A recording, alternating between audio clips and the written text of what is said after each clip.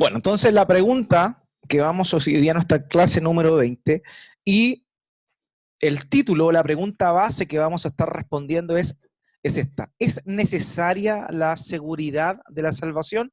Esa va a ser nuestra pregunta base. La semana pasada hablamos sobre si la salvación se pierde o no, pero en esta oportunidad, más específicamente, vamos a estar hablando de la seguridad de la salvación. O sea, la seguridad personal que cada uno de nosotros debería tener o no debería tener, según sea el caso, y vamos a verlo ahora, y si esto es correcto o no es correcto, y cuál es el proceso que normalmente pasamos los cristianos con respecto a esta temática de la seguridad de la salvación. Ese es el tema que vamos a estar analizando hoy, la seguridad de la salvación. Eh,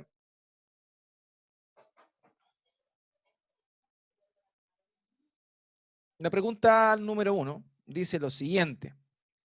Si la Biblia es clara con respecto a que la salvación no puede perderse, ¿por qué razón algunos hermanos cristianos creen lo contrario?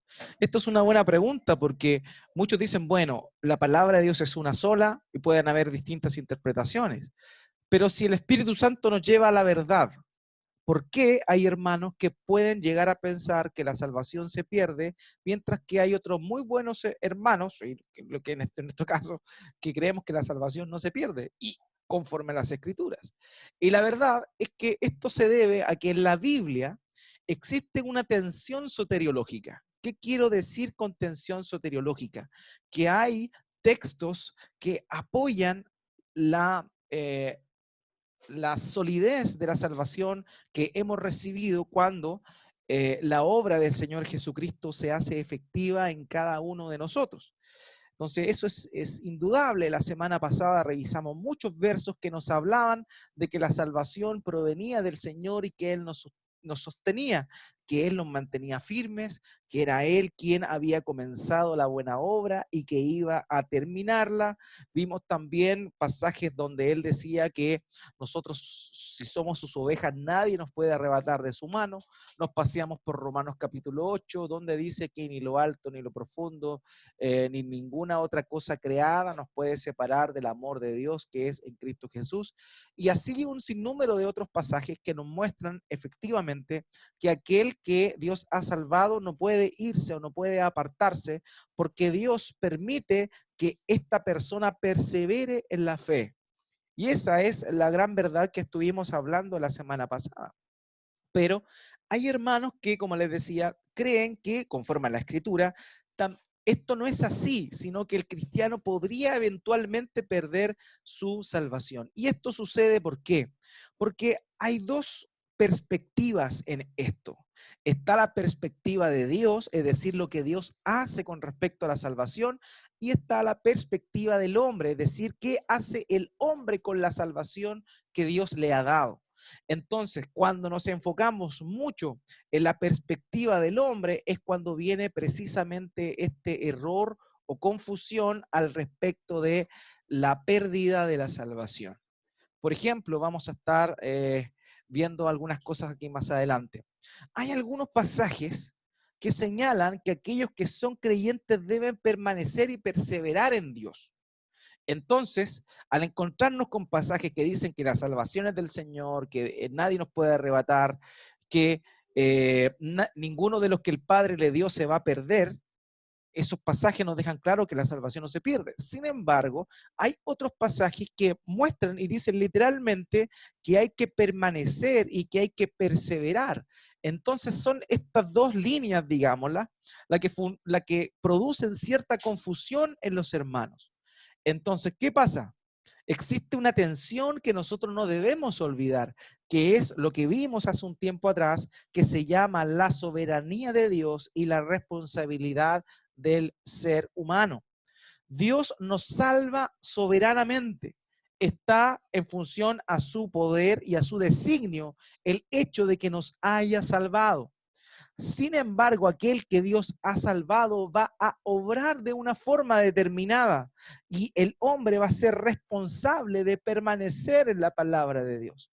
Entonces, ¿qué es lo que ocurre aquí? Nuestros hermanos, ¿cierto? Dicen que cuando las personas no perseveran, pierden esa salvación.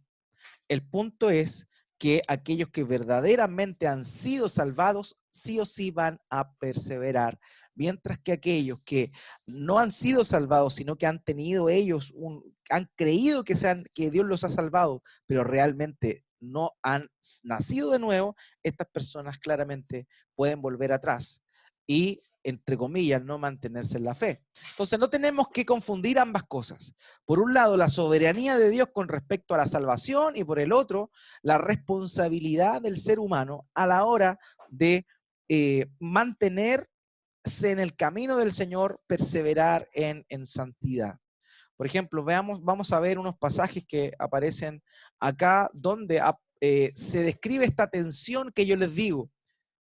La tensión de parte desde la perspectiva del ser humano que es responsable de sus acciones, que es responsable de permanecer y de perseverar en la verdad de Dios.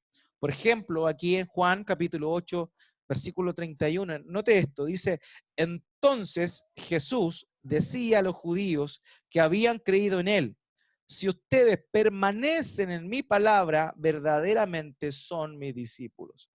Entonces, ¿qué ocurre acá? Aquí el Señor está llamando a los que creyeron en Él a que permanezcan, porque, y aquí hay un condicional, si ustedes permanecen en mi palabra, verdaderamente son mis discípulos. Entonces, ¿qué ocurre acá? No es que hayan personas que permanecen y después dejan de permanecer, sino que los verdaderos discípulos son aquellos que permanecen en la palabra de Dios pese a que en oportunidades nuestra fe pueda decaer, que nuestra solidez, nuestra perseverancia en el camino del Señor pueda decaer, aún así permanecemos en la palabra de Dios porque Él nos sostiene. Entonces, para algunos hermanos, estos pasajes indicarían, o este pasaje, comenzando por este, indicaría que en realidad los que permanecen hasta el final son aquellos que van a mantener su salvación. Pero este pasaje no nos está diciendo eso. Está hablando de el sello distintivo del verdadero discípulo, que es permanecer en la palabra de Dios. Entonces este pasaje, como le decía, algunos hermanos lo usan para decir que los que no perseveran son desechados. Note este pasaje. Juan capítulo 15, versículo 1 al 6. Si lo vemos desde la perspectiva de nuestros hermanos que piensan que la salvación se pierde, claro, tiene sentido. Pero cuando lo vemos en el marco general, la verdad es que no lo es. Fíjese aquí Juan capítulo 15, versos 1 al 6. Dice, yo soy la vid verdadera y mi padre es el viñador. Todo sarmiento que en mí no da fruto, lo quita. Y todo el que da fruto, lo poda para que dé más fruto. Ustedes, note esto, ya están limpios por la palabra que les he hablado. Permanezcan en mí y yo en ustedes. Como el sarmiento no puede dar fruto por sí mismo, si no permanece en la vid, así tampoco ustedes, si no permanecen en mí. Yo soy la vid, ustedes los sarmientos, y el que permanece en mí y yo en él, ese da mucho fruto. Porque separados de mí, nada pueden hacer. Si alguien no permanece en mí, es echado fuera como un sarmiento y se seca y lo recogen, los echan al fuego y se queman. Entonces, este pasaje daría a entender, ¿cierto?, que aquel que no da fruto, estando en la vid, Dios lo desecha y lo saca. Pero ahí viene la contradicción de muchos hermanos que piensan esto, que esa línea de pensamiento, como la mencioné la otra vez, se llama arminianismo. Los arminianos, así se le denomina en realidad, a los hermanos que piensan que la salvación se pierde, creen que la salvación ellos la pueden perder por una cosa en particular que vamos a estar revisando después, ¿ya? Pero en este caso está diciendo que es Dios quien los echa. Entonces ahí está el tema. Si vimos anteriormente que Dios salva y que ese sacrificio que hizo el Señor Jesucristo es perfecto y suficiente para salvar eternamente a los que son justificados, entonces ¿cómo ese sacrificio de Cristo va a ser aplicado a la vida de una persona durante un tiempo nomás y después va a perderse. Entonces, no. Lo que el Señor está hablando aquí es de el fruto. Ese es el foco de este pasaje. Él utiliza la analogía de la vid para referirse al fruto que deben dar aquellos que son realmente discípulos y que permanecen en Él, que permanecen en el Señor. Entonces, porque evidentemente la rama o el sarmiento que aparece aquí da fruto, ¿por qué? Porque está unido al árbol y el árbol es el que le permite dar fruto. Ese es el foco de lo que el Señor Jesucristo está diciendo acá, de que el creyente verdadero es aquel que permanece en el Señor y que da fruto. Entonces, si alguien no da fruto, está dejando en evidencia que no es parte, ¿cierto?, del pueblo de Dios, y de esa forma es que es eliminado, digámoslo así, conforme a la analogía que nuestro Señor está empleando. Entonces, es necesario comprender cuál es el objeto de la analogía que nuestro Señor está utilizando acá para de esa manera no confundirnos con estos otros elementos de que hablan de perder la salvación. Es el que permanece en mí y yo en él, ese da mucho fruto porque separado de mí nada pueden hacer, evidentemente. Alguien que no está unido a Cristo no puede dar fruto. Entonces dice, si alguien no permanece en mí, es echado fuera como un sarmiento y se seca, y lo recogen, los echan al fuego y se queman. Evidentemente está hablando de la condenación. Entonces hay personas que de alguna forma siguen al Señor Jesús, creen haber recibido la regeneración y están por un tiempo, pero finalmente se demuestra que no eran fieles al Señor y eso queda, lo que deja en evidencia es que verdaderamente ellos nunca fueron salvados, sino que creyeron que Dios los había perdonado, pero en realidad ellos nunca se arrepintieron de sus pecados y volvieron atrás. Y el estado peor fue peor que, o sea, el estado postero fue peor que el primero. Aquí hay otro pasaje también que se puede malinterpretar con respecto a la seguridad, o sea, no a la seguridad, sino que a la salvación como que esta es firme y fiel. Romanos capítulo 11, versos 17 al 22. Dice, pero si algunas ramas, y note bien que, disculpe que interrumpa, pero note bien que casi siempre las expresiones que darían a entender que la salvación se pierde son tomadas de analogías. Entonces, hay que tener cuidado con la analogía, porque la analogía, no todos los elementos de la analogía son utilizados para el fin que el que la está dando quiere decir o quiere enunciar. Entonces, siempre hay que acotarse a lo que la analogía está diciendo. Entonces, note bien esta analogía. Dice, pero si algunas de las ramas desgajadas, perdón, pero si algunas de las fueron desgajadas y tú, siendo un olivo silvestre, fuiste injertado entre ellas y fuiste hecho participante con ellas de la rica savia de la raíz del olivo, no seas arrogante para con las ramas. Pero si eres arrogante, recuerda que tú no eres el que sustenta la raíz, sino que la raíz es la que te sustenta a ti. Dirás entonces, las ramas fueron desgajadas para que yo pueda ser injertado. Muy cierto, fueron desgajadas por su incredulidad, pero tú por la fe te mantienes firme. Nota, ahí es donde dicen, por la fe entonces que estoy injertado. No seas altanero, sino teme, porque si Dios no perdonó a las ramas naturales, tampoco a ti te perdonará. Mira pues la bondad y la severidad de Dios, severidad para con los que cayeron, pero para ti, bondad de Dios, si permaneces en su bondad, de lo contrario, tú también serás cortado. Entonces aquí también obviamente se muestra esta tensión donde, oye, ellos, los judíos, está hablando de los judíos, acá recordemos que Romanos capítulo 11 habla de la elección que Dios tiene en función a que hasta el final del tiempo igual va a haber un remanente judío que Dios va a salvar de pura gracia, al final justo antes de que el Señor Jesucristo vuelva por segunda vez, de una manera masiva, digámoslo así. Entonces, de eso está hablando, porque en Roma habían algunos hermanos que habían pensado que Dios había desechado por completo a Israel y que ellos no tenían ahora ni siquiera la posibilidad de alcanzar la salvación. Entonces, Pablo lo que está haciendo es mostrarles que en realidad no. Dios escogió a este pueblo para darle misericordia y al final del día, al final de este siglo, de esta era, antes de que el Señor Jesucristo vuelva por segunda vez, va a llamar masivamente a muchos judíos al arrepentimiento.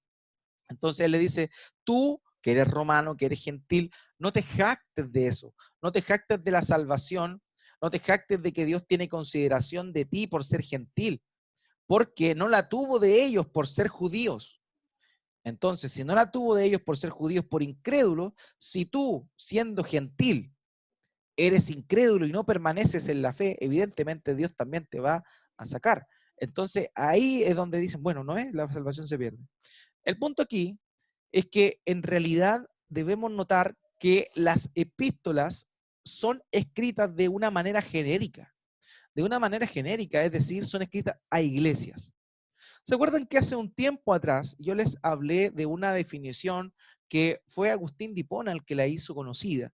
Y esta tenía que ver con la definición de la iglesia visible y la iglesia invisible. No sé si lo recuerdan bien. La iglesia visible corresponde a la iglesia que se reúne, por ejemplo. Esa es la iglesia visible, la que se reúne. Pero la iglesia visible están incluidos tanto los que han nacido de nuevo verdaderamente, como aquellos que no han nacido de nuevo y tienen una profesión de fe falsa. Entonces, las cartas, las epístolas del apóstol Pablo están escritas no a, no a solamente los que son salvados, sino a la iglesia en general. Y la iglesia local, en este caso la de Roma, en general está constituida tanto de personas que genuinamente nacieron de nuevo y fueron regeneradas, y también de personas que son cizaña, que están ahí, pero que no se han arrepentido de corazón. Ese es el motivo también por el cual el apóstol Pablo está hablando aquí en estos términos. Entonces, porque habían muchos de ellos que se jactaban, no se habían arrepentido de corazón, no habían considerado la gracia que Dios les había dado, y eso los llevó a tener un lugar de altanería y de soberbia frente a los judíos que fueron rechazados por incrédulos. Entonces, si ellos realmente, estando en la iglesia, habiendo oído las verdades de Dios, si ellos no habían nacido de nuevo, ellos también evidentemente no pertenecían a ese olivo e iban al final del tiempo a ser desechados. Y eso, esa es la idea, el ser desgajado, el ser rechazado, el ser cortado, esas analogías tienen relación claramente a el final de los tiempos, cuando el Señor venga por segunda vez y ahí quede en evidencia realmente quién era creyente y quién no era creyente, quién había nacido de nuevo y quién no. Pero eso no va a ocurrir sino hasta el final. Recordemos la parábola del trigo y la cizaña. Al final del tiempo vendrán los ángeles y van a separar el trigo de la cizaña, pero eso va a ser al final del tiempo. Por lo pronto, todas las personas que dicen ser cristianas están juntas en un lugar que le llamamos iglesia y que hay creyentes e inconversos mezclados. Entonces ese es el punto. El punto no es que Dios a alguien que salvó le vaya a quitar la salvación. El punto es que muchas personas que creen que han sido salvadas y no comprenden realmente la gracia de Dios, Dios las va evidentemente a mostrar al final del tiempo su incredulidad y van a ser rechazados. Pero no van a ser rechazados porque tuvieron la salvación y la perdieron, sino que van a ser rechazados porque aparentaron haber tenido algo que no tenían. Y ese es el punto. Primera de Corintios capítulo 15, versículo 1 al 2. Nos te dice, ahora les hago saber, hermanos, el evangelio que les prediqué, el cual también ustedes recibieron. Note esto, en el cual también están firmes. Dice, y por el cual también sois salvos. Y aquí viene el condicional. Si retienen la palabra que les prediqué, a no ser que hayan creído en vano. Entonces aquí dice, entonces Pablo le está escribiendo a todos los cristianos de la iglesia que ellos están firmes, pero tienen que tener cuidado. ¿Por qué? Porque si retienen la palabra que Pablo les predicó solamente, van a mantenerse en salvación, si no creyeron, hermano. Y esa es la aplicación que hacen. Pero en realidad la idea es la misma que yo les decía. En las iglesias hay personas que sí han nacido de nuevo y gente que no ha sido nacido de nuevo. Aquellos que nacieron de nuevo, perdón, van a mantenerse, van a retener la palabra, van a permanecer en la palabra. Mientras que aquellos que no, evidentemente, van a mostrar que creyeron, digamos, superficialmente solamente creyeron, reconocieron que había un Dios, entendieron que Jesús era el camino, pero genuinamente nunca nacieron de nuevo, nunca se arrepintieron de sus pecados y no recibieron el perdón por ellos. Entonces ese es el tema. No, a no ser que hayan creído en vano. Eso Pablo está remeciendo a los corintios. Está diciendo a todos de manera general, tengan cuidado, porque muchos de ustedes creen que creen. Y no hay nada peor que creer que creemos. Porque están los que creen en el Cristo y en la gracia de Dios, y están los que creen en Cristo y la gracia de la salvación.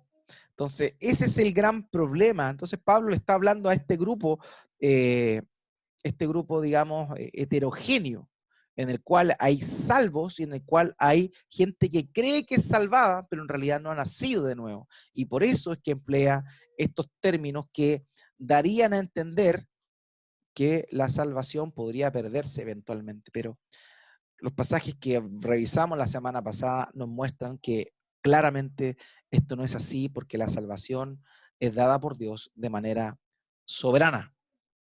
Colosenses capítulo 1, versos 21 al 23. Colosenses 1, del 21 al 23. Dice, fíjese. Y aunque ustedes antes estaban alejados y eran de ánimo hostil, ocupados en malas obras, sin embargo, ahora Dios, fíjese, los ha reconciliado en Cristo en su cuerpo de carne mediante su muerte, a fin de presentarlos santos, sin mancha e irreprensibles delante de Él. Esto Él hará si en verdad permanecen en la fe bien cimentados y constantes, sin moverse de la esperanza del Evangelio que han oído, que fue proclamado a toda la creación debajo del cielo y del cual yo, Pablo, fui hecho ministro. En este pasaje, en estos versos, nosotros contemplamos justamente las dos cosas. Contemplamos la seguridad de la salvación, la responsabilidad de Dios, digamos, en el proceso de salvación, y también la responsabilidad del hombre de dar fruto en función a que genuinamente ha recibido la salvación. Por eso Pablo da como un hecho y dice, los ha reconciliado en Cristo, en su cuerpo de carne, mediante su muerte, a fin de presentar los santos sin manchas e irreprensibles delante de él. Y note, esto Él hará si en verdad permanecen en la fe bien cimentados y constantes. Entonces, la responsabilidad soberana de Dios es, evidentemente, dar salvación y sostener, mantener, presentarnos santos. Pero nuestra responsabilidad como aquellos que hemos sido salvados es permanecer en Cristo. Aquel que no permanece en Cristo no es que haya perdido su salvación, es que en realidad nunca la ha tenido. Por eso, Juan el Bautista le dice a los fariseos y a los religiosos, ustedes tienen que dar frutos de arrepentimiento. Y esto sucedió cuando ellos estaban bautizando en el Jordán. Ustedes tienen que dar frutos de arrepentimiento. El fruto de arrepentimiento se da con el tiempo, se da con el accionar, con el actuar. Entonces, por eso es que Dios nos salva, sí. Si Él nos salva, nadie nos puede arrebatar de su mano, sí. Pero si Él realmente te ha salvado, tú vas a permanecer en su palabra hasta el final. Porque si no permaneces en su palabra hasta el final, evidentemente queda reflejado que tú nunca naciste de nuevo. 1 Corintios capítulo 9, versos 24 al 27. Estos son los versos que citó Máximo la semana pasada. Dice, ¿No saben que los que corren en el estadio, todos en verdad corren, pero solo uno obtiene el premio? Corran de tal modo que ganen. Y todo el que compite en los juegos se abstiene de todo. Ellos lo hacen para recibir una corona corruptible, pero nosotros una incorruptible. Por tanto, yo de esta manera corro, no como sin tener meta, de esta manera peleo, no como dando golpes al aire, sino que golpeo mi cuerpo y lo hago mi esclavo.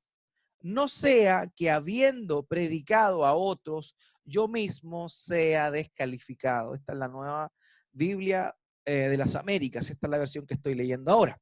Entonces, queridos, ¿qué es lo que ocurre? Pasa aquí que algunos creen que Pablo está hablando de la salvación. Ahora, yo le pregunto esto. ¿La salvación es un premio por obrar? ¿La salvación es por obras, queridos, o no es por obras? No, la salvación no es por obras. De manera que cuando él está hablando aquí de obtener un premio es algo que uno logra por haber cumplido una meta, por haber hecho algo.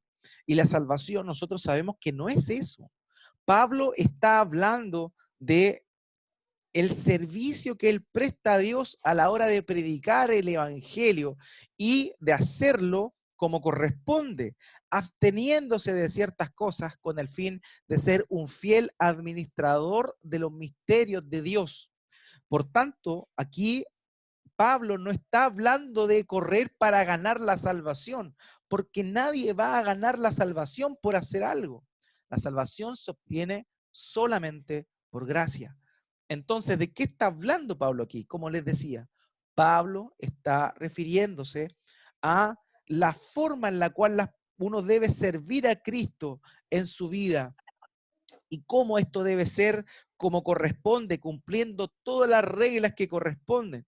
Por eso dice acá, y todo el que compite en los juegos se abstiene de todo.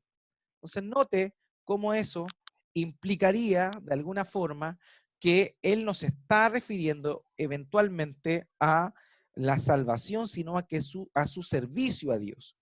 Entonces, ¿qué ocurre? Ocurre que él continúa diciendo, no sea que habiendo predicado a otros, yo mismo sea descalificado. Entonces, descalificado se refiere a su servicio y no se está refiriendo de ninguna manera a perder la salvación. ¿Ok? Esa es la idea de lo que nosotros podemos contemplar en este pasaje. Continúa entonces. Otro pasaje que pareciera o nos habla de esta tensión entre la responsabilidad del hombre y la soberanía de Dios. Gálatas capítulo 5, versículo 4.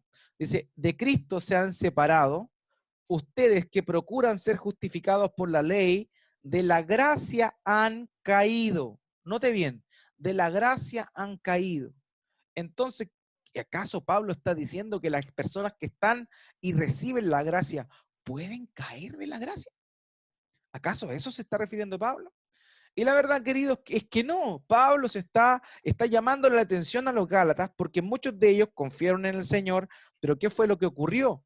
En la iglesia se metieron algunas personas que eran judaizantes. ¿Qué quiere decir esto? Que diciendo ser cristianos querían hacer que los gentiles vivieran como judíos. Siendo gentiles, cumplieran con las reglas y las leyes judías. Entonces, ¿qué es lo que está reconviniendo aquí el apóstol Pablo? Le están diciendo, si ustedes creen que se van a justificar por la ley y por lo que los judaizantes proclamaban y promovían, ustedes se cayeron de la gracia. Se cayeron de la gracia, o sea, estaban en la gracia, en la concepción de la salvación por gracia, pero si ustedes piensan que se pueden ser justificados por las obras, entonces ustedes bajaron de nivel y cayeron de la gracia. No que hayan caído literalmente de la gracia o que hayan perdido el estado de gracia, sino que bajaron el nivel del argumento sólido por el cual ellos habían alcanzado la salvación. Si yo creo en Cristo, que es el modelo máximo, que es la verdadera razón por la cual puedo alcanzar la salvación, y de pronto mi pensamiento varía y digo, no, en realidad no es por Cristo, es porque yo cumpla la ley, entonces yo estoy cayendo, bajando mi estándar. A eso se está refiriendo Pablo. Cayeron de la gracia, cayeron de la gracia. La gracia estaba ahí y ustedes cayeron de ella, en el sentido que se rebajaron a pensar que la salvación puede ser adquirida exclusivamente por lo que nosotros hacemos. Y no, por lo que la Biblia dice que realmente, o como la Biblia dice que alcanzamos la gracia de Dios, que es por, eh, evidentemente, el favor que Él tiene con nosotros. Ok, vemos otro pasaje acá, segunda de Pedro, capítulo 2, versos 20 al 22. Y aquí también pareciera o da a entender de que son personas que estuvieron en la fe, pero que se apartaron de la fe. Y eso es lo que evidentemente parece de una forma superficial.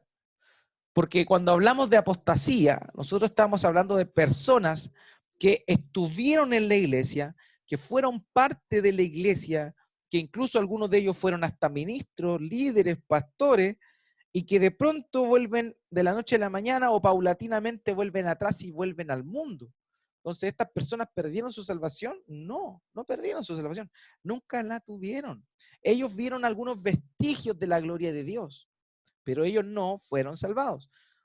Segunda de Pedro capítulo 2, versos 20 al 22.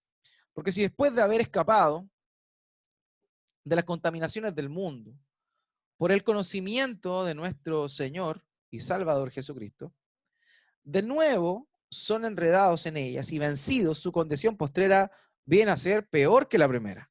Pues hubiera sido mejor para ellos no haber conocido el camino de la justicia, que habiéndolo conocido, apartarse del santo mandamiento que les fue dado. Les ha sucedido a ellos según el proverbio verdadero: el perro vuelve a su propio vómito y la puerca lavada vuelve a revolcarse en el cieno. Entonces aquí dice, hay personas que habían escapado de sus contaminaciones, y eso pareciera que son cristianos, que son creyentes, pero la verdad es que para apartarse de las cosas malas no necesito haber nacido de nuevo, necesito tener un concepto moral distinto solamente, un convencimiento moral. Por tanto, esto no está diciendo que eran personas que habían nacido de nuevo, sino que escaparon de las contaminaciones del mundo porque supieron del Señor Jesús, pero quizá superficialmente se apartaron, pero su corazón todavía estaba corrompido. Dice que de nuevo se vuelven a enredar en las cosas del mundo y son vencidos. ¿Quién es vencido? Son vencidos los que no nacieron de nuevo. Nosotros venceremos, si no, veamos el libro de Apocalipsis. Todas las veces, cada mensaje a las iglesias, el Señor le dice al que venciere y da una promesa. Aquel que es salvado, vence, vence, cae, pero vence. Y esta es el amor de Dios, en que hemos vencido al mundo. Entonces, hermanos míos, eh, aquellos que son vencidos y que definitivamente vuelven atrás y su estado postrero es peor que el primero, ellos nunca fueron salvados. Manifestaron superficialmente las cosas que parecieran que corresponden a un creyente, pero en realidad, en el fondo, no lo eran. ¿Y cómo podemos corroborar esto, hermanos queridos? En la forma proverbial en la cual Pedro termina el versículo 22. Note, dice, el perro vuelve a su propio vómito y la puerca lavada vuelve a revolcarse en el cieno. Que el perro vuelva a su propio vómito es natural del perro. O sea, un perro va a hacer eso, ¿por qué? Porque es perro. La puerca, el cerdo, vuelve, habiendo estado lavado, vuelve a revolcarse en el barro. ¿Por qué? Porque es cerdo. La diferencia que existe entre una persona que es cristiana genuinamente y un cristiano falso es que el cristiano verdadero fue regenerado, es decir, nació de nuevo. Y cuando nacemos de nuevo, Dios cambia nuestra naturaleza. Ese es el tema. Entonces, estas personas, como perros, volvieron. ¿Por qué? Volvieron porque eran perros. Volvieron porque eran cerdos. Volvieron porque nunca cambió su naturaleza y continuaban siendo lo mismo que eran antes de haber conocido al Señor Jesucristo. Entonces, ese es el quid del asunto, queridos. Otro pasaje, Hebreos capítulo 2, versículo 1 al 3, dice, por tanto, debemos prestar mucha atención a los que hemos oído, no sea que nos desviemos, porque si la palabra hablada por medio de ángeles resultó ser inmutable y toda transgresión y desobediencia recibió justa retribución, ¿cómo escaparemos nosotros si descuidamos una salvación tan grande? La cual, después de que fue anunciada primeramente por medio del Señor, nos fue confirmada por los que la oyeron. Entonces, ¿qué quiere decir aquí con esto? Nuevamente pareciera eso, pareciera que hay personas que se desviaron y que van a ser castigados por desviarse.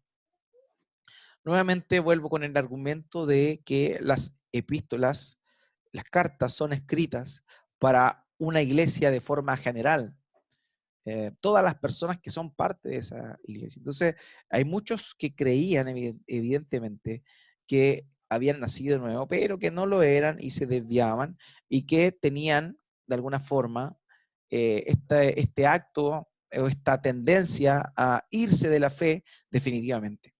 Nosotros sabemos un cristiano genuino puede pasar por un tiempo de prueba, puede volver atrás, pero va en la disciplina del Señor, y lo vimos el otro día, la disciplina del Señor lo va a corregir, lo va a castigar, y en arrepentimiento va a volver a aquel que lo llamó. Eso es lo que hace un verdadero creyente. Persona que no ha nacido de nuevo se pierde. El que nació de nuevo vuelve. 12:25 de Hebreos, tengan cuidado de no rechazar a aquel que habla, porque si aquellos que no escaparon cuando rechazaron al que les amonestó sobre la tierra, mucho menos escaparemos nosotros si nos apartamos de aquel que nos amonesta desde el cielo. La misma idea, o sea, tengan cuidado, no nos apartemos. ¿Por qué? Porque ustedes piensan que esto, por haber sido salvados, sacados de la esclavitud, no fueron obedientes en el desierto, Dios los destruyó, lo mismo va a ocurrir con ustedes que creen que pertenecen al pueblo de Dios, pero no es así. Entonces, la misma pregunta, si la Biblia es clara con respecto a la salvación, no puede perderse. ¿Por qué razón algunos hermanos cristianos creen lo contrario? Y la respuesta es porque existe esta tensión entre la soberanía de Dios y la responsabilidad del ser humano, ¿ya? Y el gran problema que nuestros hermanos tienen es que ellos conciben la fe como una acción.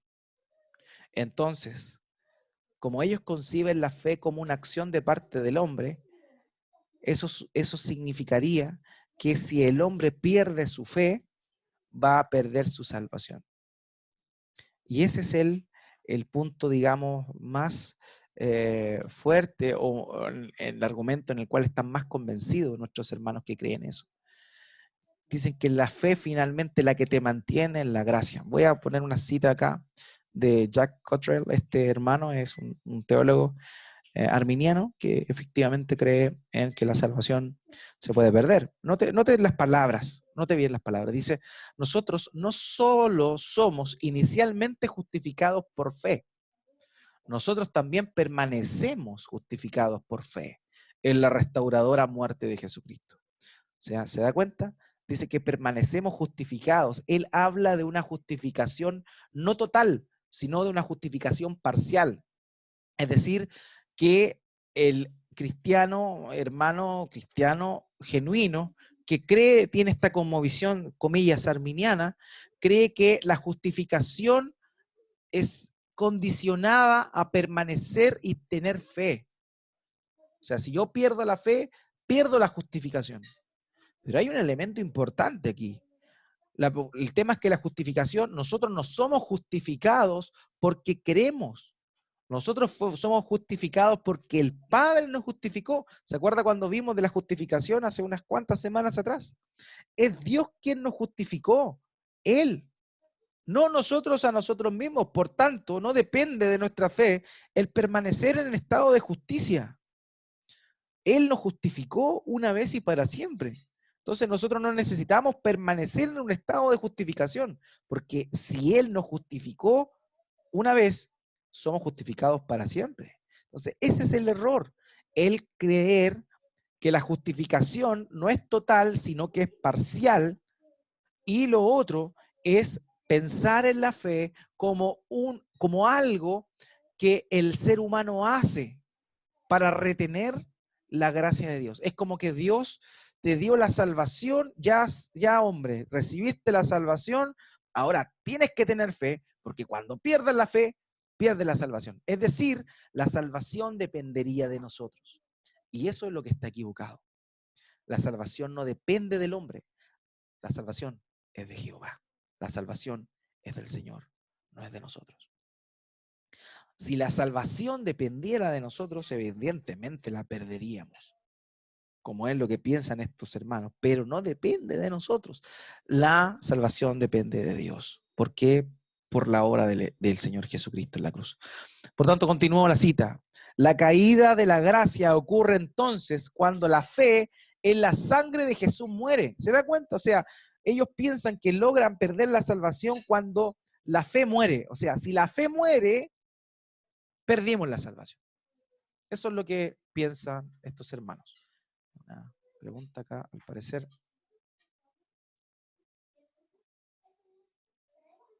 Sí, mi hermana. Así es, tenemos que examinarnos si estamos realmente en la fe. Tenemos que ver, analizar nuestro corazón, porque eso es lo que vamos a ver a continuación con respecto a la confianza que quizá muchos de nosotros tenemos y que no está sustentada en el sacrificio de Cristo, sino en que nosotros creemos que somos salvos. Y ese es el gran error que podemos cometer. Entonces tenemos que tener mucho cuidado. Entonces, estos hermanos piensan que la caída de la gracia ocurre entonces cuando la fe, la sangre de Jesús muere. Y la fe no es una acción. La fe, recordemos que lo vimos la otra vez, la fe es el medio que Dios nos da para entregarnos la salvación. La salvación, según Efesios, viene de Dios. Y la fe proviene de Dios también. Por tanto, esos conceptos son los erróneos. Sin ninguna mala intención, nuestros hermanos comprenden, tienen erróneamente la definición de justificación y la definición de fe. Por esas dos causas es que ellos tristemente se abstraen de la soberanía de Dios para enfocarse en la responsabilidad del hombre de mantenerse en la fe. Seguimos avanzando entonces. Entonces, ¿cuáles son las responsabilidades en el proceso de salvación? Dios, la responsabilidad de Dios, o de qué manera obra Dios en el proceso de salvación. Dios predestina, regenera, y recordemos, regeneración significa dar una nueva naturaleza, un nuevo nacimiento espiritual. Y la regeneración ocurre una sola vez. Una sola vez. Entonces, alguien que según como lo piensan nuestros hermanos, pierde la salvación, tendría que ser regenerado de nuevo para que vuelva. No tiene sentido. La regeneración es una vez, es un cambio de naturaleza espiritual. Y corresponde esto a Dios y no a nosotros. Entonces, Dios nos predestina primero, Dios nos regenera, nos da nuevo nacimiento, Dios nos llama, Dios nos justifica y Dios nos glorifica, según lo que aparece en Romanos capítulo 8, perdón. Pero la responsabilidad del hombre en el proceso de salvación es perseverar en la salvación, vivir en la palabra, crecer en santidad. Eso es evidencia de que hemos sido salvados por Dios. Entonces, si hemos sido salvados por Dios, vamos a perseverar en la palabra, vamos a vivir en la palabra y vamos a crecer en santidad. ¿Ok? Hermanos míos, preguntas hasta aquí, porque ya vamos a cambiar de tema, pero es necesario, creo yo, por alguna confusión, poder haber respondido y detenido un tiempo más en este interrogante. No sé si tienen alguna consulta, la pueden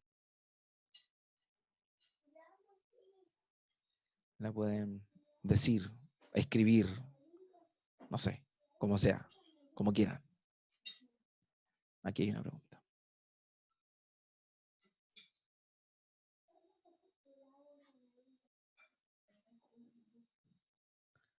Aclarar un texto como segunda de Pedro 1:10. Segunda de Pedro 1:10. Voy a buscarlo al tiro.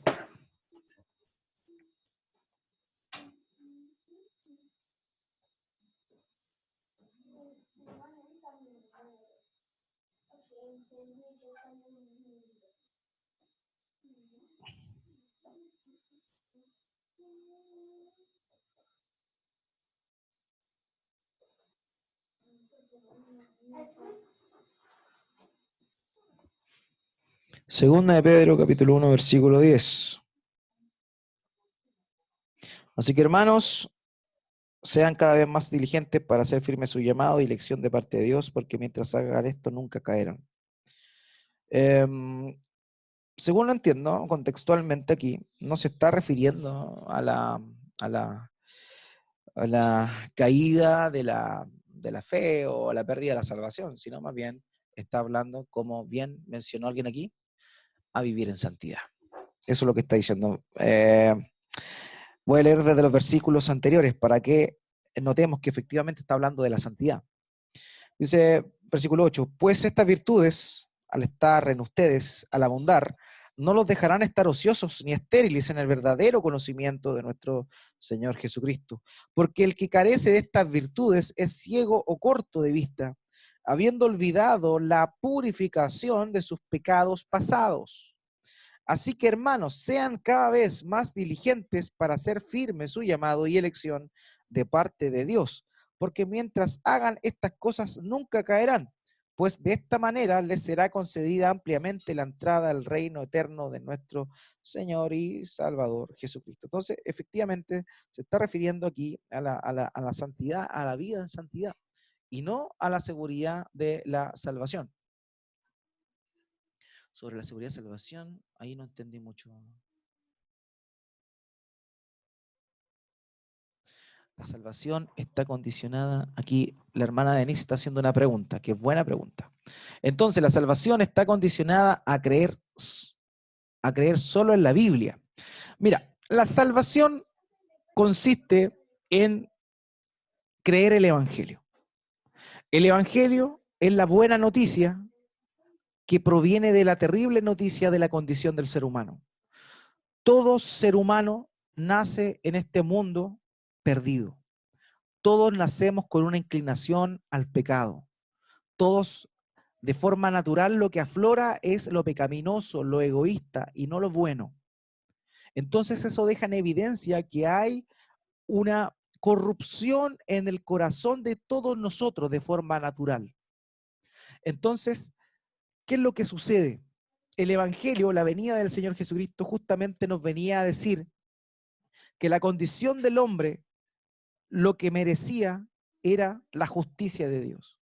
Entonces, Dios, ¿qué es lo que hace? Dios obra de una manera justa en función a el propósito o la acción que cometió la criatura que Él creó en función al propósito por el cual Dios lo creó.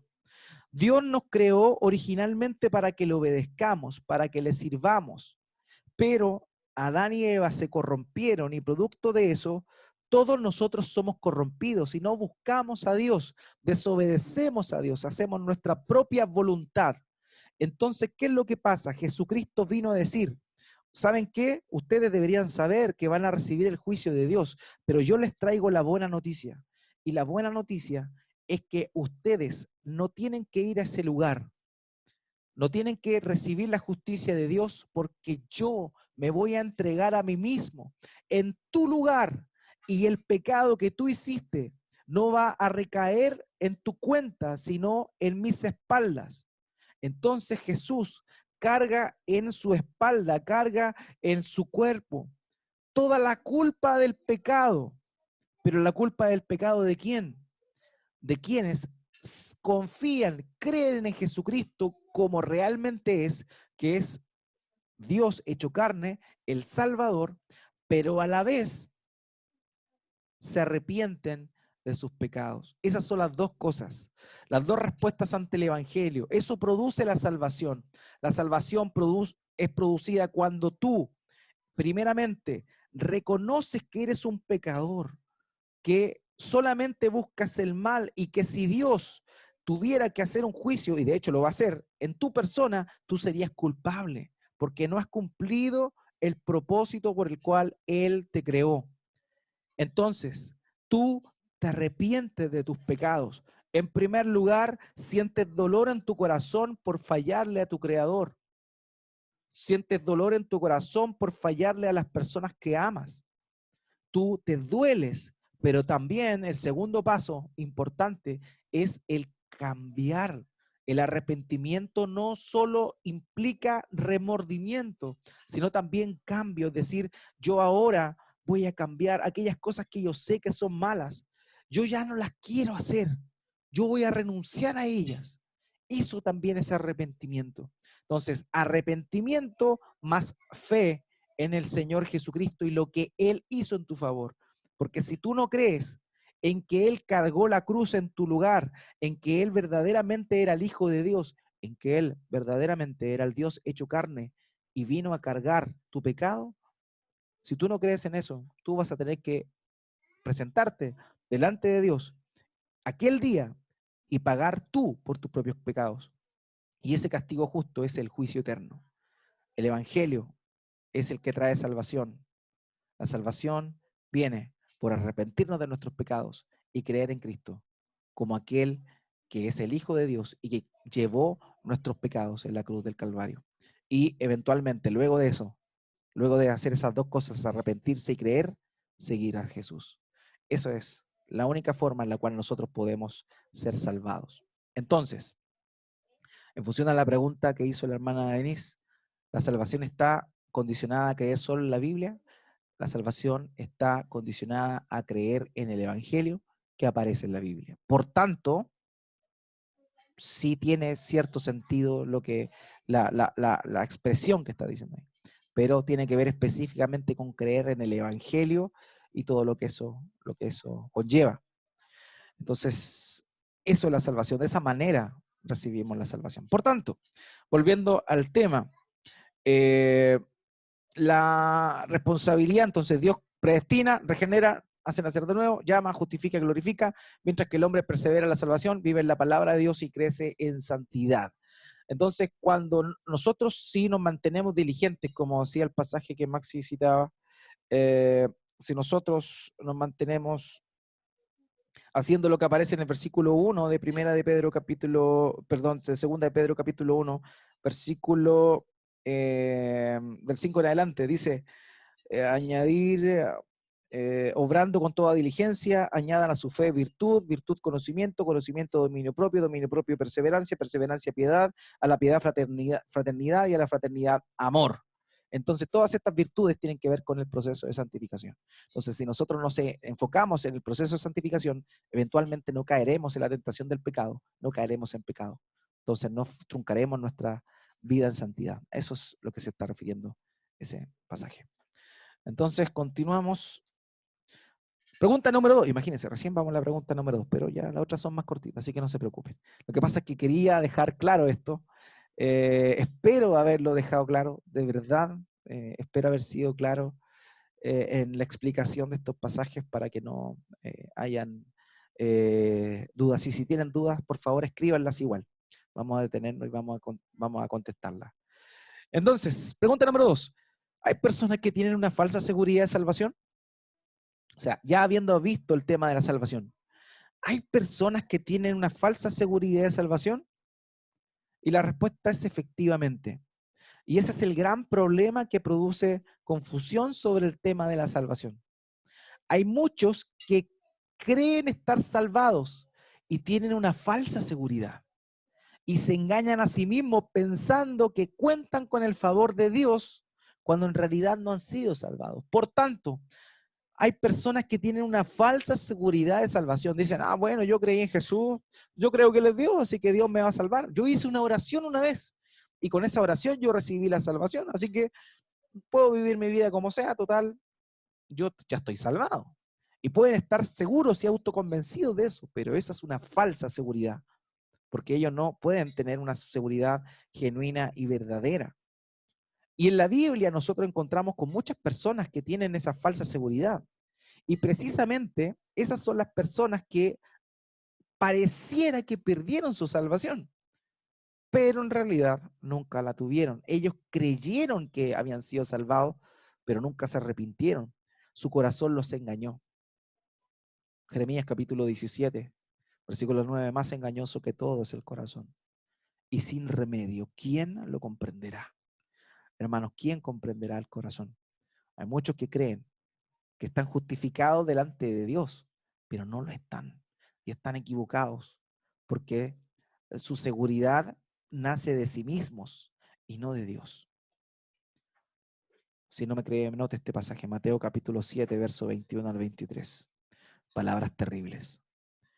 No todo el que me dice Señor, Señor entrará en el reino de los cielos, sino el que hace la voluntad de mi Padre que está en los cielos. ¿Se da cuenta? Aquí había alguien que le decía Señor, Señor. O sea, no tan solo creía que Jesús había existido, sino que también le llamaba Señor.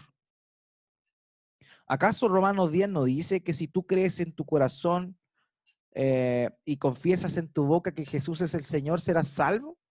Note, esta persona dijo Señor, Señor, pero no por decir Señor, Señor, no por referirse a Jesús como Señor es salvado, sino el que hace la voluntad de mi Padre que está en los cielos. Ese demuestra que verdaderamente ha sido salvado. Entonces eso, hermanos míos, vamos a...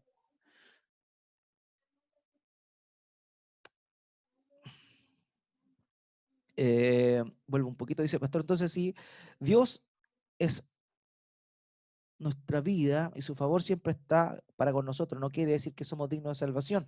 Nosotros nunca somos dignos de salvación. No hay dignidad alguna de forma natural en nosotros. Es la misericordia de Dios que nos regenera, que nos da nueva vida y que produce en nosotros el arrepentimiento.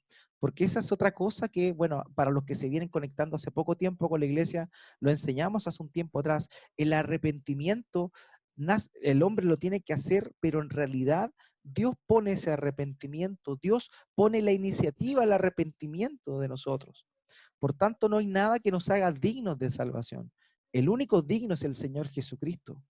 El único digno de darnos ese regalo inmerecido para nosotros de la salvación es lo que Él hizo en nuestro favor.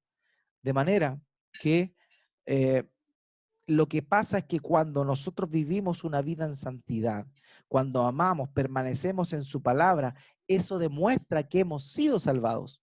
Pero eso no es una acción de nuestra parte que permita que Dios nos ame más.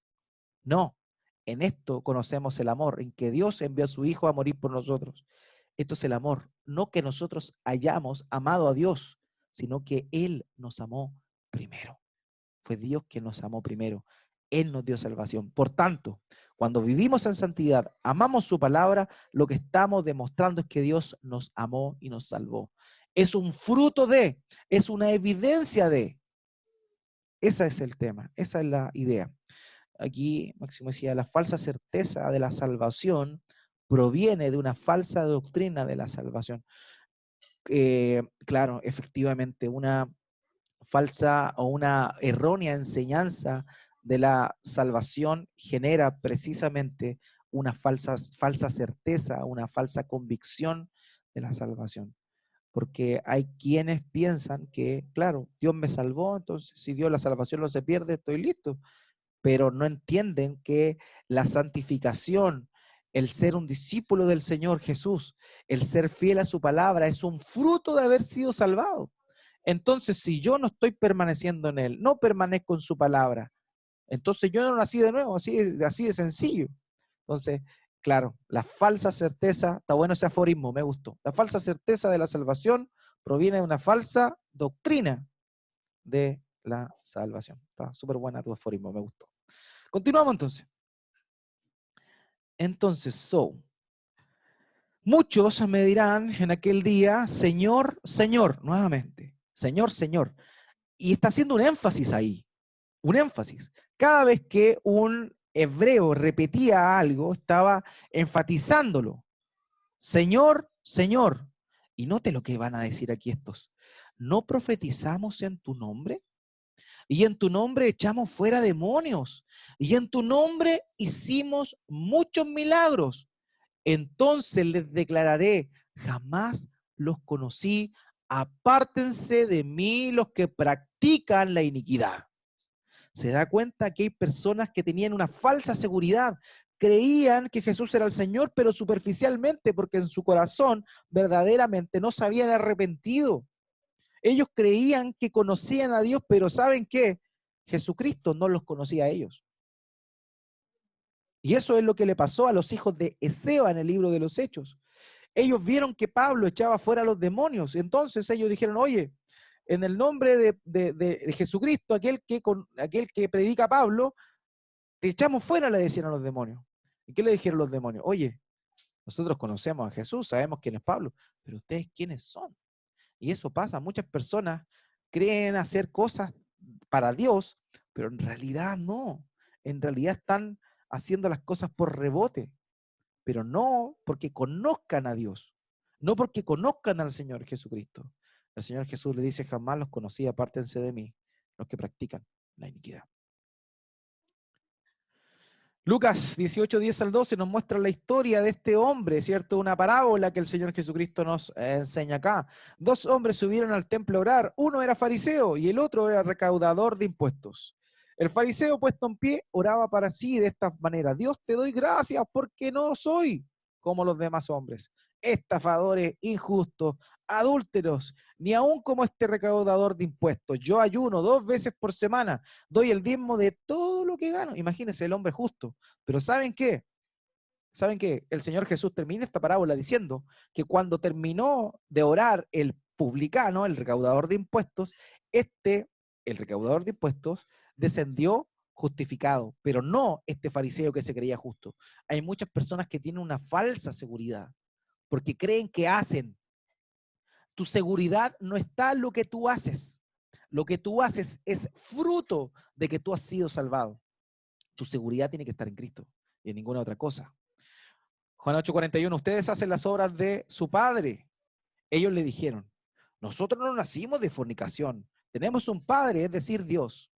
¿A quién le está hablando aquí el Señor Jesús? A los fariseos, a los escribas, a los maestros de la ley. Le estaban diciendo, ustedes hacen las obras de su padre el diablo.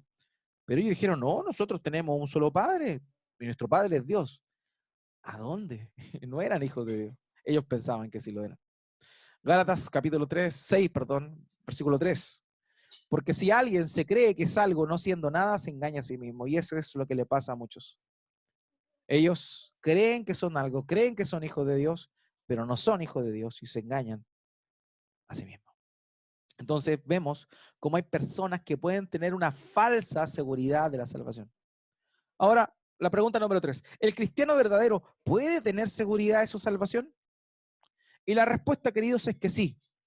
Quienes creen verdaderamente en el Señor y le aman con sinceridad, pueden en esta vida estar absolutamente seguros de hallarse en estado de gracia y pueden regocijarse en ello. Es decir, aquellos que hemos sido salvados, podemos tener seguridad de nuestra salvación, ¿ya? Podemos tenerla. O sea, hay quienes también uno de pronto escucha y dice, bueno, en realidad entonces nunca vamos a ver si Dios nos salvó o no nos salvó. Sí, si tú estás viendo fruto en ti, evidentemente sí lo hay, sí lo hay. Los puritanos le llamaban a esto con 2 nombres técnicos. Ellos hablaban del silogismo práctico y el silogismo místico, que eso genera, ustedes lo googlean después, eso genera en las personas la convicción y la seguridad de la salvación. ¿Y eso qué tiene que ver? Tiene que ver con mi convicción interna en función a lo que también veo que Dios está haciendo en mí. Si yo veo que estoy reaccionando distinto a como antes reaccionaba, si yo veo que aquello que me gustaba y que era pecaminoso ya no me gusta tanto y es más como que lo rechazo, eso evidentemente es una prueba interna de que he sido salvado, por tanto puedo tener esa seguridad.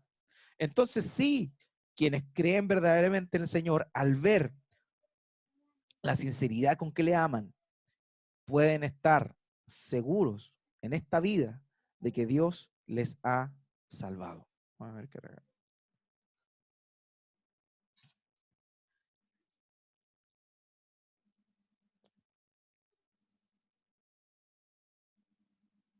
Sí, vamos a llegar a ese pasaje, tranquilo.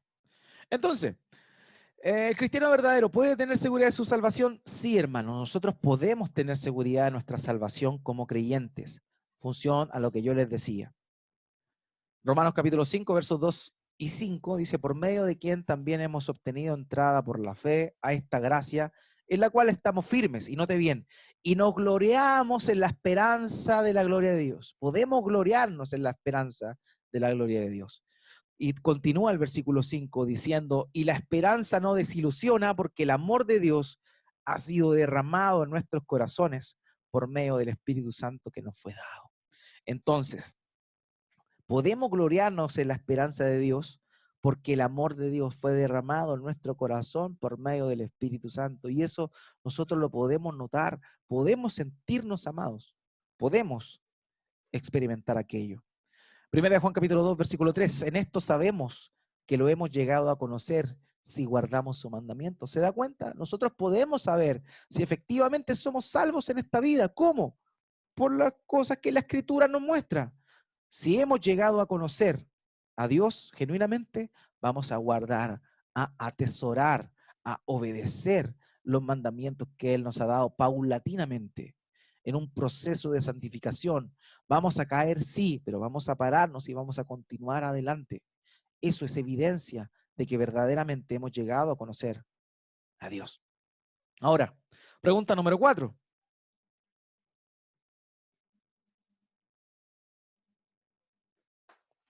Me ayuda con el verso anterior. ¿Qué es lo que no se entiende del verso anterior específicamente para poder explicarlo?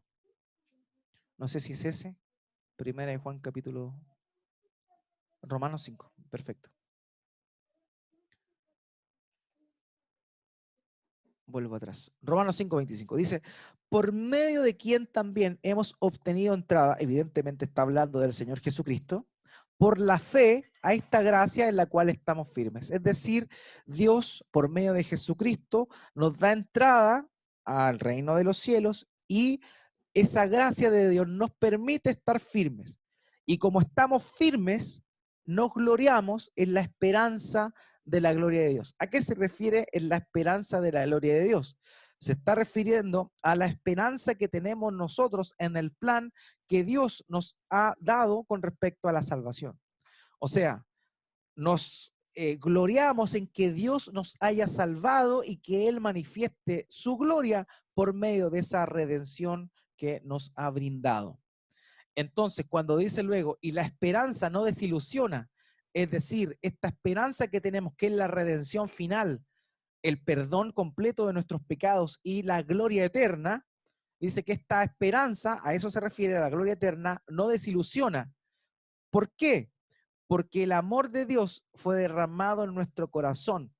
O sea, el Espíritu Santo derrama un amor sobrenatural en nosotros que permite que amemos a Dios y que a la vez tengamos una esperanza sólida en aquellas promesas que Dios nos dio por medio de la fe en Cristo Jesús. Entonces, esa es un poco la idea de lo que Pablo estaba diciendo. Recordemos que me salté unos versos. Está solamente hasta aquí están el versículo 2 y luego, como al fin era mencionar el amor de Dios y que Él nos da la seguridad por medio del Espíritu Santo, es que me salta el versículo 5, pero esto está todo dentro de un contexto. Denme un segundito, aquí parece que hay más preguntas. Ya, no es más preguntas. Entonces, espero haber sido claro con ese versículo. Entonces, ¿sobre qué sustento el creyente puede tener esta seguridad? Esta certeza, hermanos míos, no es un mero convencimiento conjetural y probable, sino que se sustenta en la sangre y la justicia de Cristo reveladas en el Evangelio. O sea, yo puedo tener certeza de que he sido salvado. ¿Por qué? Por la sangre y la justicia de Cristo. Es muy similar, no hay que confundir el sustento para la salvación que el sustento para la convicción o la seguridad de la salvación. Son cosas distintas.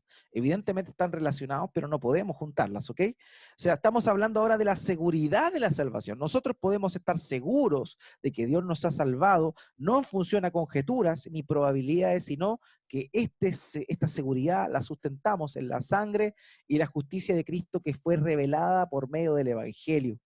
Además, como les decía adelante, por la evidencia interna de las virtudes del Espíritu Santo es decir, la transformación que Dios comienza a realizar en nosotros. Hebreos capítulo 6, versículo 17, dice, por lo cual Dios, deseando mostrar más plenamente a los herederos de la promesa la inmutabilidad de su propósito, interpuso un juramento. Es decir, Dios, para que nosotros estuviéramos convencidos de que ha dado un nuevo pacto, interpuso ese nuevo pacto y dio a la vez un juramento.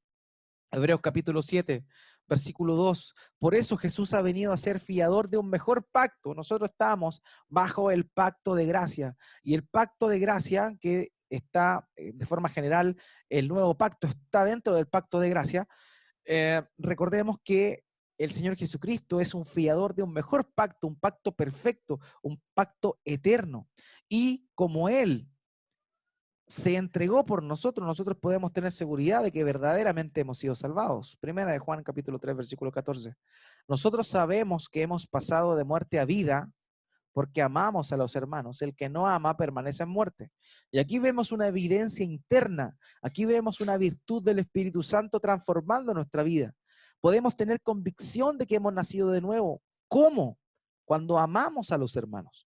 Hay un amor sobrenatural en nosotros por los demás, por personas que son distintas a nosotros, que piensan diferente a nosotros, que actúan diferente a nosotros, pero les amamos. Y esa seguridad de ese amor nos da la convicción de que hemos pasado muerte y vida. ¿Por qué? Porque eso es algo sobrenatural, no es algo que nazca de nuestro propio corazón.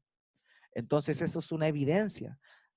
Las virtudes del Espíritu Santo, más la seguridad del sacrificio de Cristo y su mediación perfecta, nos llevan a nosotros a pensar y tener seguridad en eso.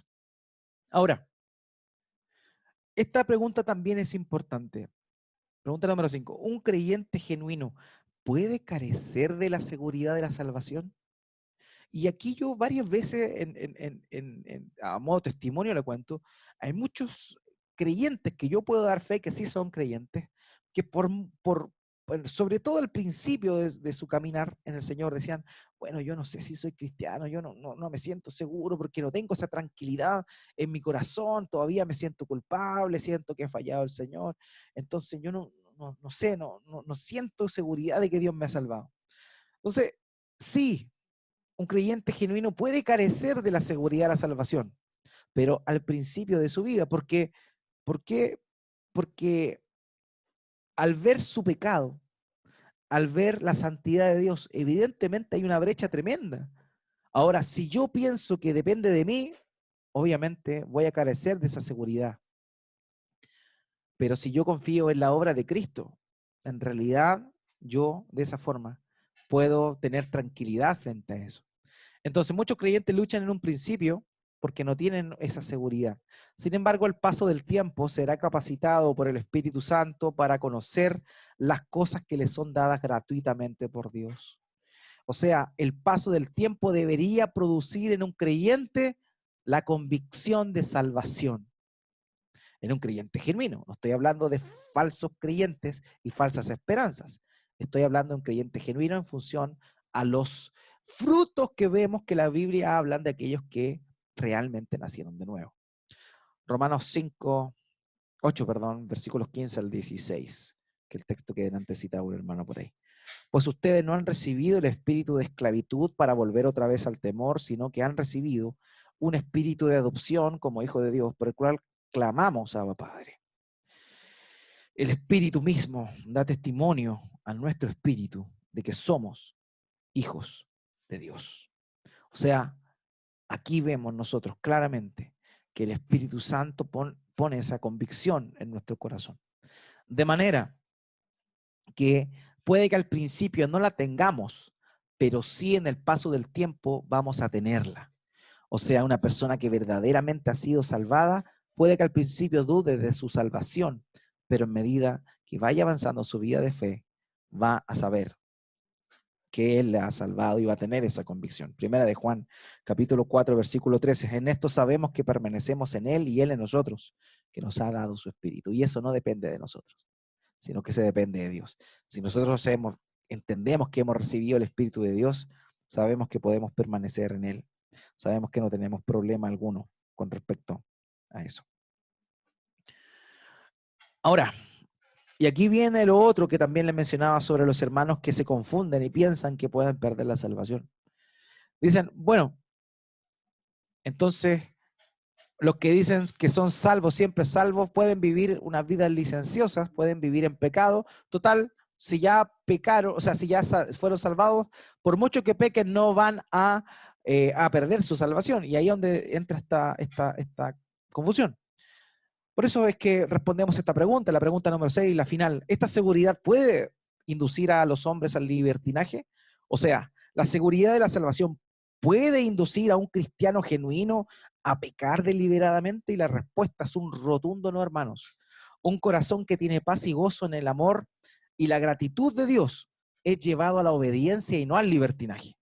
Cuando tú realmente entiendes y sientes que Dios te ha dado paz, gozo por la salvación, que no nació de ti, sino que fue dada por Dios, tienes amor para con Dios, estás agradecido de Dios, tú vas a ser llevado a obedecerle y no al libertinaje, nunca al libertinaje.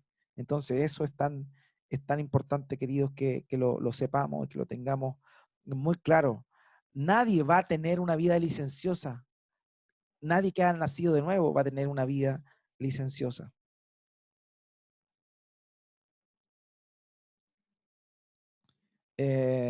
Perfecto. Continuamos entonces. Salmo 119, versículo 32. Dice, por el camino de tus mandamientos correré, porque tú ensancharás mi corazón. ¿Se da cuenta? O sea, aquel que ha recibido el amor de Dios va a andar por el camino de los mandamientos de Él. De ninguna forma va a perder eso. De ninguna manera va a eh, o disfrutar, digamos, del pecado. ¿Por qué? Porque entiende que el pecado significó la cruz de nuestro Señor Jesús. Entonces, por esa misma razón, es que aquellos que realmente nacieron de nuevo, aquellos que tienen la seguridad de que nacieron de nuevo, de ninguna forma van a vivir vidas licenciosas, sino que van a tener mucho cuidado con caer en el pecado, van a buscar al Señor para que Él les guarde, van a ejercitarse en la piedad y de esa forma demostrar que no es así. Romanos 15:13. Y el Dios de la esperanza los llene de todo gozo y de paz en el creer, para que abunden en esperanza por el poder del Espíritu Santo. Creo que ese pasaje se me coló. Y aquí viene el otro. Primera Juan 4, versos 16 y 19. Dice, y nosotros hemos llegado a conocer y hemos creído en el amor que Dios tiene para nosotros. Dios es amor y el que permanece en amor permanece en Dios y Dios permanece en él. Nosotros amamos porque Él nos amó primero. O sea, aquel que entiende que el amor de Dios mora en uno, no puede pecar deliberadamente, no puede entregarse al pecado porque sabe que está en Cristo y que Cristo mora en él. Por tanto, de ninguna forma podría llegar a pensar en eso, perdón. Entonces es necesario que entendamos que no, aquel que tiene una convicción de salvación de ninguna forma caerá en el libertinaje. Este es el pasaje ícono. ¿Qué pues diremos? Entonces, ¿continuaremos en pecado para que la gracia abunde? De ningún modo. Nosotros que hemos muerto al pecado, ¿cómo viviremos aún en él? Entonces, el hecho de tener una convicción, una seguridad de salvación, no nos llevará al libertinaje, sino que nos llevará a observar de mejor manera nuestros pasos, nuestros caminos y a amar más a Dios, a glorificar más a Dios, a vivir y dedicarnos a vivir una vida en santidad, entendiendo que es Dios quien produce eso en nosotros, pero sabiendo que de ninguna forma podemos relajarnos y caer de ese estado en el cual Dios nos ha llamado.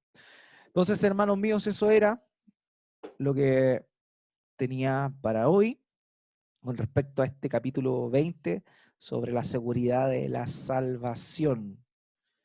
Sé que quizás fue un poco extenso, les pido perdón por ello, pero el deseo era que estuvieran claros con respecto a esta enseñanza. No sé si tienen alguna otra pregunta, hermanos, con respecto a esto.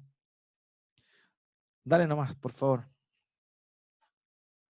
Mi pregunta es, ya, cuando hablamos de la responsabilidad del proceso de salvación, en lo cual tenemos responsabilidad en nosotros y tiene responsabilidad Dios. Y Dios es quien nos predestina, nos redime, nos justifica y nos glorifica. El, el ser glorificado, ya contamos como que estuviésemos glorificados por causa de que somos justificados por Él, o es solamente para después cuando ya estemos con Él.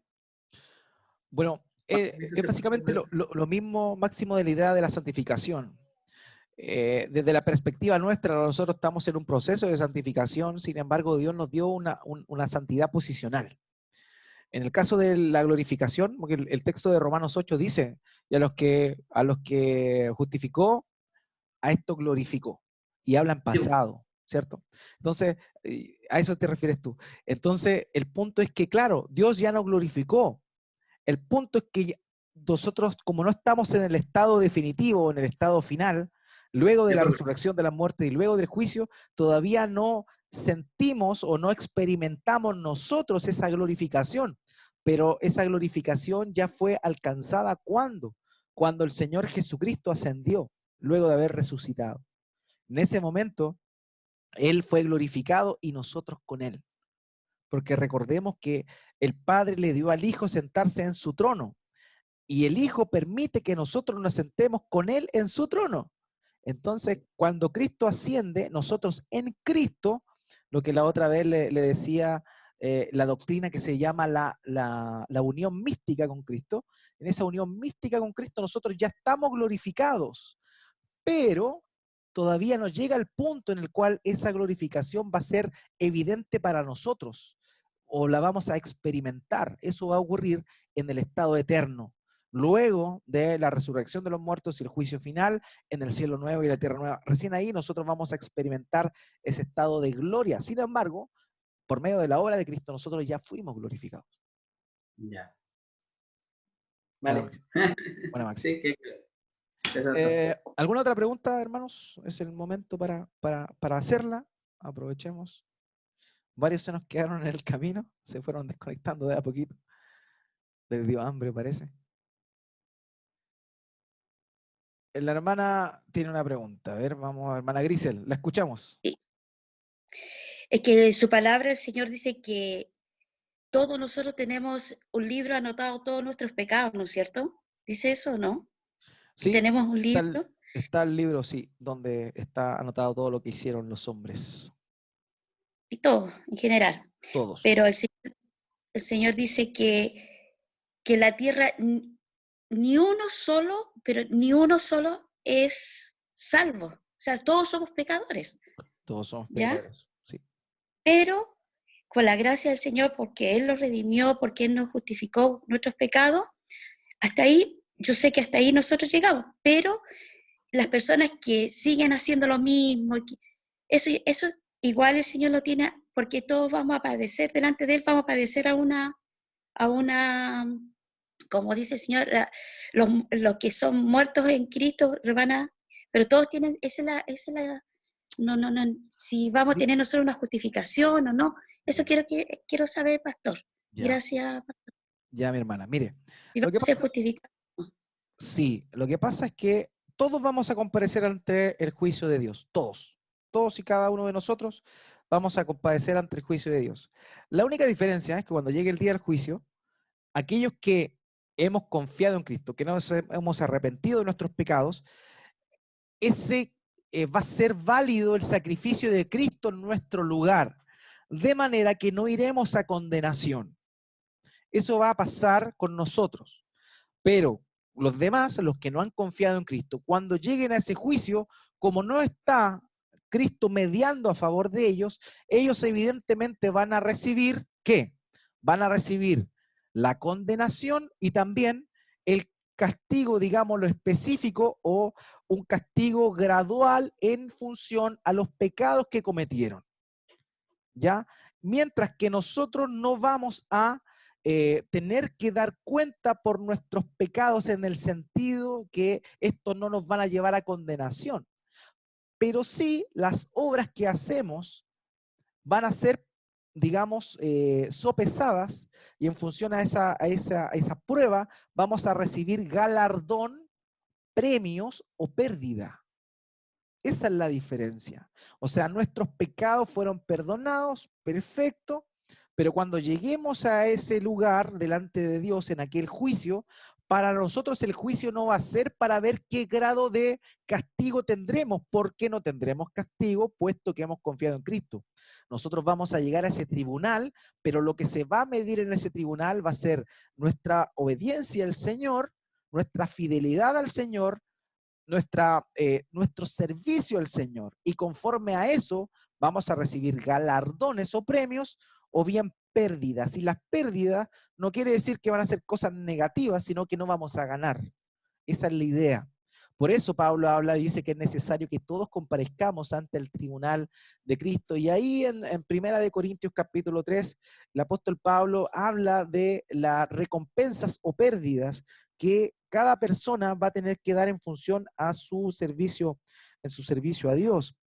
Deme un segundito mientras busco aquí para poder leerlo de mejor forma y podamos ver este pasaje que nos va a dar más luz al respecto. Dice,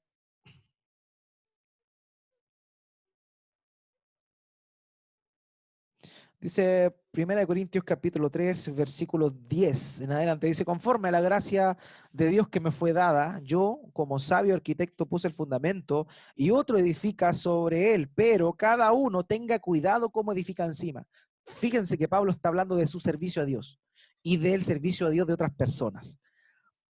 Dice, pues nadie puede poner otro fundamento que el que ya está puesto, el cual es Jesucristo. Ahora bien, si sobre este fundamento alguien edifica con oro, plata, piedras preciosas, madera, heno, paja, la obra de cada uno se hará evidente porque el día la dará a conocer, pues con fuego será revelada.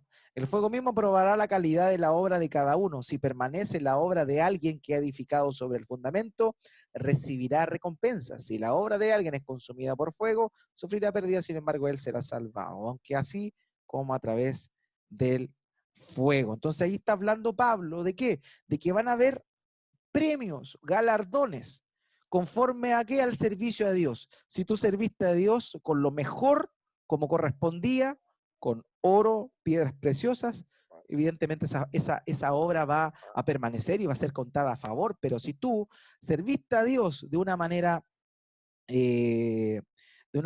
mediocre, con heno, paja y hojarasca, eso se va a consumir aquel día. Entonces eso es importante. Nosotros vamos a también estar en ese día del juicio, pero para nosotros no va a ser un juicio para perdición y castigo, sino más bien para adjudicarnos la obra de Cristo, pero a la vez también para recibir premios, galardones en función a la obra y a nuestra vida conforme a el Evangelio.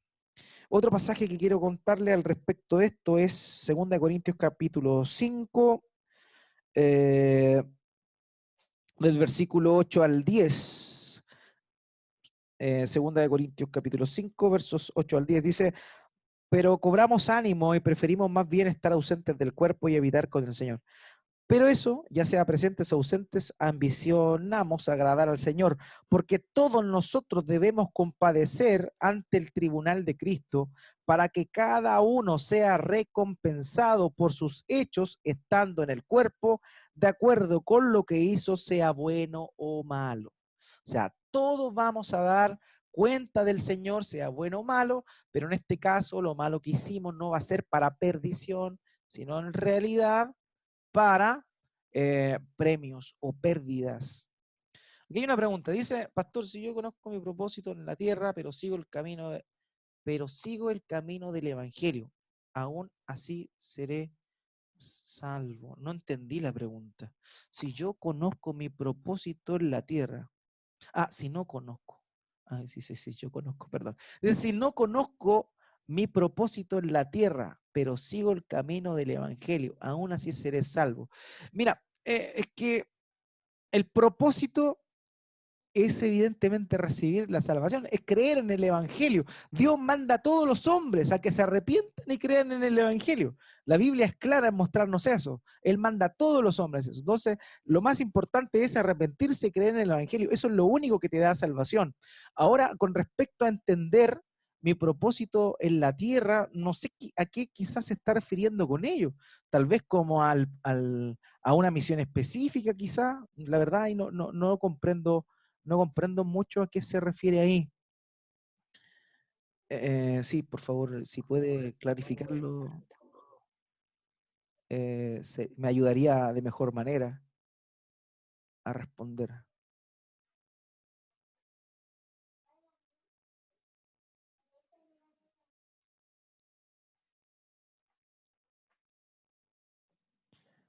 Mientras escriben, una de las cosas que vamos a ver más adelante, de hecho el último capítulo de este, en la clase número 30, vamos en la 20, vamos en la 20 recién, quedan 10 semanas todavía, Dios mediante. Ahí vamos a hablar del estado eterno y de este tema del juicio y todas esas cosas, así que queda todavía unas semanas para que lleguemos allá y vamos a hablar de este tema que a todos les gusta tanto, de la escatología y esas cosas. Ya, así que ya vamos a llegar ahí. Entonces, si no conozco el propósito que Dios tiene cada uno, claro, el propósito particular. La verdad es que el propósito, a veces uno se calienta la cabeza con cuál es el propósito de Dios para la vida, para mi vida, como si de alguna forma Dios tuviera una línea que tenemos que seguir. Y evidentemente eso es así. En Efesios capítulo 2 dice que Dios nos dio las buenas obras de antemano para que anduviésemos en ellas. Entonces el punto es este: ¿cómo sé yo cuál es el propósito para mi vida? Lo sé cuando me sujeto al Señor. Cuando yo me sujeto al Señor, creo en Él, evidentemente, creo en el Evangelio, recibo la salvación, vamos nosotros entonces acercándonos más a Él, y Él nos comienza a dar sabiduría. Y conforme a esa sabiduría, nosotros vamos a poder vivir el día a día. Porque a veces nosotros nos confundimos un poco y pensamos y decimos, bueno, me están ofreciendo trabajo. ¿Será la voluntad de Dios que me cambie de trabajo, siga en este trabajo? Entonces ahí uno dice, ¿cuál será el propósito de Dios para mi vida? ¿Y sabes cuál es el propósito de Dios para tu vida? Con respecto a esas dos decisiones, que tú le seas fiel a Él y que veas todas las cosas que tienen que ver con respecto eh, a la gloria de Él. ¿Con qué trabajo vas a glorificar más a Dios? Por ejemplo, ¿con este que te ofrece más dinero pero que te quita más tiempo? Vas a glorificar, o este que te ofrece un buen dinero, pero para eso tienes que cambiarte de ciudad y dejar de participar en la iglesia local. ¿Qué crees tú en función a eso? ¿Qué es el plan de Dios para tu vida? Entonces, ahí donde la sabiduría que proviene de Dios, por tu búsqueda de Dios, te va a mostrar cada día lo que tienes que hacer conforme a su propósito. El propósito de Dios tú lo vas a cumplir ¿cuándo? Cuando tú lo busques a Él y seas guiado por Él. Si tú no eres guiado por Él, evidentemente nunca vas a conocer el propósito de Dios. Entonces, ese es el punto, porque el propósito principal de Dios, la voluntad de Dios para ti es una sola cosa, de manera general, y eso es la santificación. Eso es la santificación. Vayan por favor a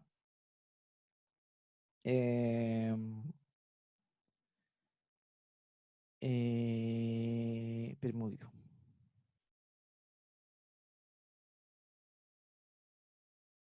Dame un segundito que aquí.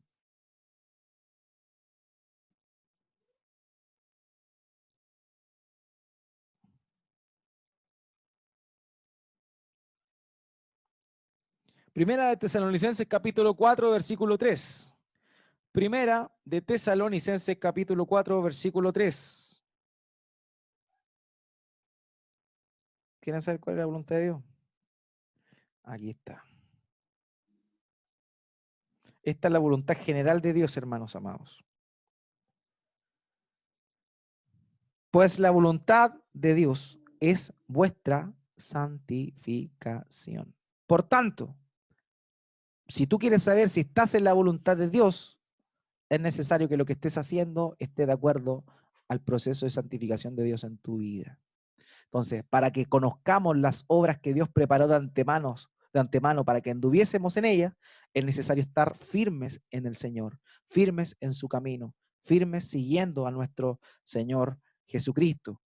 Entonces, si no crees en el Evangelio, no vas a poder cumplir el propósito de Dios para tu vida. ¿Se da cuenta cómo una cosa depende de la otra? O sea, si tú crees en el Evangelio, tú ahí sí por fin puedes entender cuál es el propósito de Dios para tu vida. Pero si tú no crees en el Evangelio, vas a estar perdido por siempre. Vas a estar perdido por siempre. Así que eso, de ahí, de ese propósito general, que es la santificación, comienza cada, digamos, propósito o camino o voluntad individual o situación específica. Si te lleva a la santificación, tú vas a poder hablar ahí. Máximo, ¿tenía alguna pregunta? Pastor, ¿cuál era el texto, perdón? Era Primera de Tesalonicenses, capítulo 4, versículo 3. Yo escuché 23, entonces me fui al Nuevo Testamento, ahí está, a segunda de Te fuiste los Tesalonicenses. apócrifos.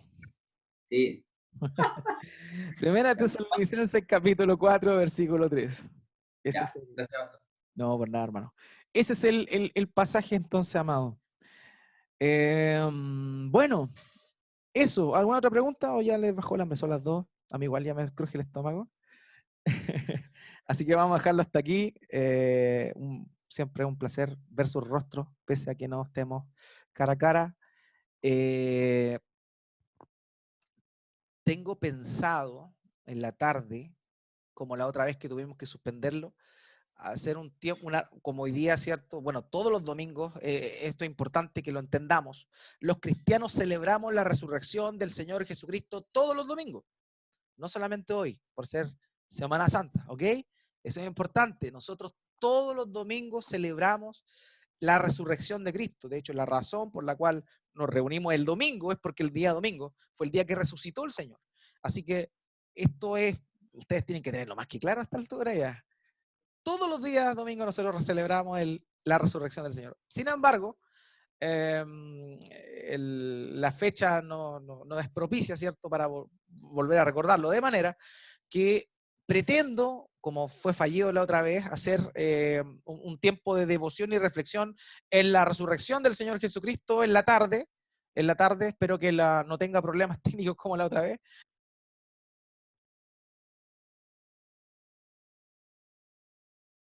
Ahí está, lo dejé muteado, disculpen.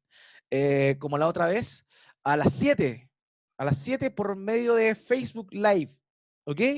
Así que los que no estén suscritos a la página de Facebook de la iglesia, que se llama Iglesia Cristiana Antofagasta, háganlo para que juntos estemos ahí online ahí teniendo un tiempo de reflexión. Igual vamos a estar cantando al Señor algunas alabanzas en función a la resurrección. Así que para que juntos podamos estar ahí, ¿ya? A las 7 de la tarde, 19 horas, vamos a estar haciendo entonces un Facebook Live desde la página de la iglesia. Si no saben cuál es, la buscan ahí en el buscador de Facebook. También pueden poner @Iglesia Cristiana Antofagasta todo junto y les va a aparecer la página al tiro, ¿ya? Pero eso dentro de Facebook. Eso, mis amados. Un